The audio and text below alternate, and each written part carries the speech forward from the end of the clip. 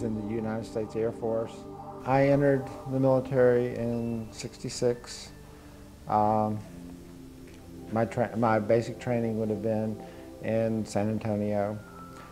From there, I went to Altus Air Force Base in Oklahoma. From there to Vietnam, from Vietnam to Greece, and was discharged honorably in Greece and returned back to the States. This was, as you know, 30 years or more ago. This happened in Altus, Oklahoma on a SAC Air Force Base. I was guarding a B-52. Tell the what a SAC is? SAC is Strategic Air Command.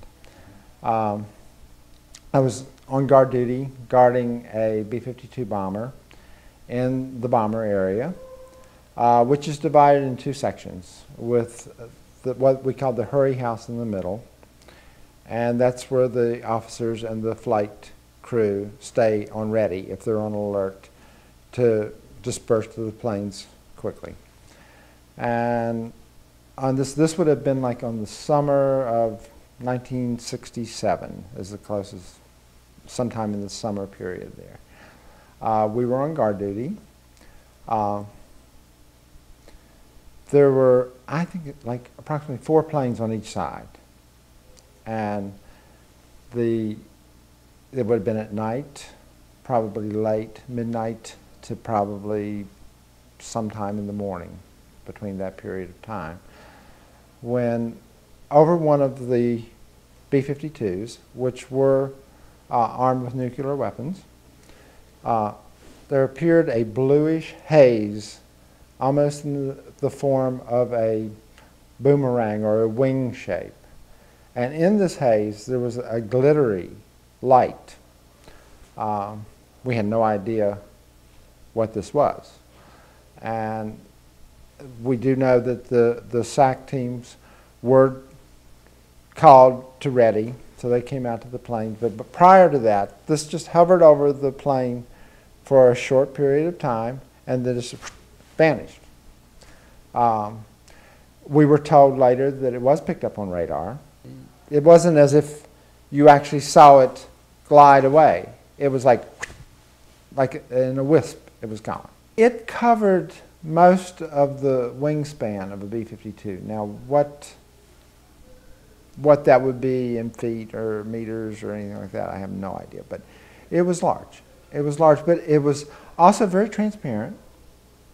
It was not a solid mass. It was not what you would think of if you think of a UFO, and at that time we had no idea.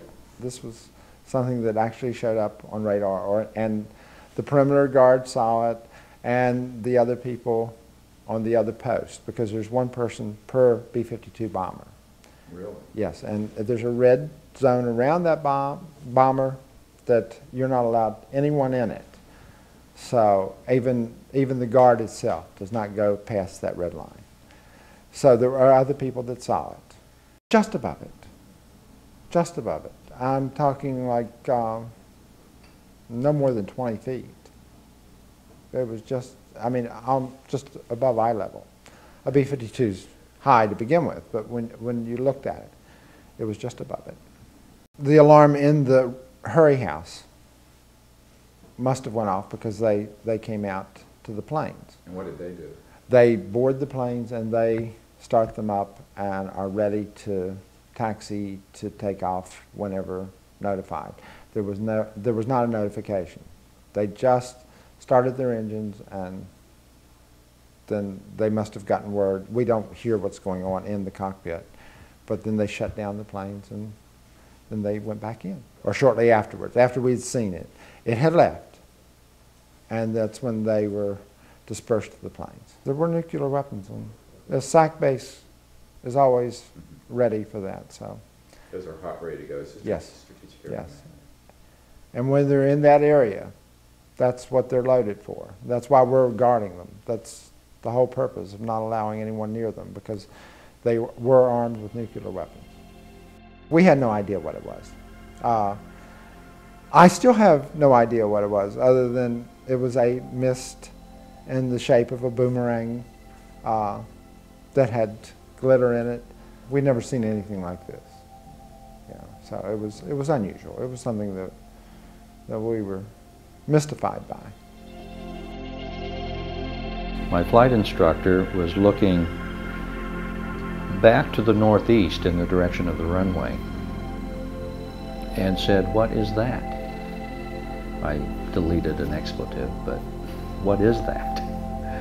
And I looked up in the direction he was looking, and he was looking in the sky over the runway.